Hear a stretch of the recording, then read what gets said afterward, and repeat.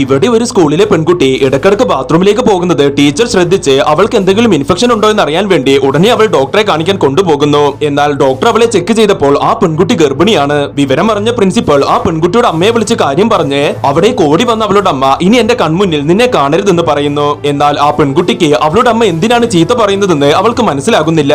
അവളുടെ അച്ഛനും അമ്മയും കുറച്ചു മാസങ്ങൾക്ക് മുൻപ് പിരിഞ്ഞത് കാരണം അവൾ ഇപ്പോൾ അവളുടെ അച്ഛന്റെ കൂടെയാണ് താമസിക്കുന്നത്. അങ്ങനെ അതിന്റെ കാരണക്കാരൻ അവളുടെ അച്ഛനാണെന്ന് പറഞ്ഞ് അവരുടനെ അവരുടെ അച്ഛനെ വിളിപ്പിച്ച് അയാൾ സ്കൂളിലേക്ക് വന്നപ്പോൾ ഒരു സ്റ്റാഫ് അയാൾ കാണാതെ അയാളുടെ ഫോട്ടോസ് എടുക്കുന്നു. ആ ഫോട്ടോസ് ഉപയോഗിച്ച് മകളുടെ അവസ്ഥക്ക് കാരണം അവളുടെ സ്വന്തം അച്ഛനാണെന്ന് പറഞ്ഞ് അയാൾ ഒരു പോസ്റ്റും ഇടുന്നു. സ്വന്തം ഭാര്യ പോലും അയാളെ മോശമായ കണ്ണുകളിൽ നോക്കുന്നത് കണ്ട് അയാൾ അവരോട് കരഞ്ഞ് കാര്യങ്ങൾ പറഞ്ഞെങ്കിലും അവരാരും അത് വിശ്വസിക്കാതെ പോലീസ് അവിടേക്ക് വന്ന് അയാളെ അറസ്റ്റ് ചെയ്യുന്നു. എന്നാൽ ആ സ്റ്റേഷനിലെ SI ആണെങ്കിൽ അയാളെ കണ്ട് അയാൾ അതിൽ നിരപരാധിയാണെന്ന് മനസ്സിലാക്കി അയാളെ കേസിൽ നിന്നും ഒഴിവാക്കാൻ തീരുമാനിക്കുന്നു. എന്നാൽ SI ഇപ്പോൾ സ്കൂളിലേക്ക് ചെന്ന് പ്രിൻസിപ്പാളിനോട് ഇത്തരത്തിൽ എന്തെങ്കിലും പ്രശ്നം കണ്ടാൽ ആദ്യം പോലീസിനെ അറിയിക്കണം, ഒരു തെളിവുമില്ലാതെ അയാളാണ് കുറ്റക്കാരനെന്ന് നിങ്ങളോട് ആര് പറഞ്ഞു എന്ന് ചോദിക്കുന്നു. അങ്ങനെ അവരെ കുറിച്ച് മോശമായി സോഷ്യൽ മീഡിയയിൽ പോസ്റ്റ് ഇട്ട ആ സ്കൂളിലെ സ്റ്റാഫ് തന്നെയാണ് അതിലെ കുറ്റക്കാരനെന്ന് മനസ്സിലാക്കി അവളുടെ അച്ഛനാണെങ്കിൽ ആ സ്റ്റാഫിനെ പിടിച്ച് അവനെ ക്രൂരമായി ഉപദ്രവിച്ച് അവനെ ഇല്ലാതാക്കുന്നു.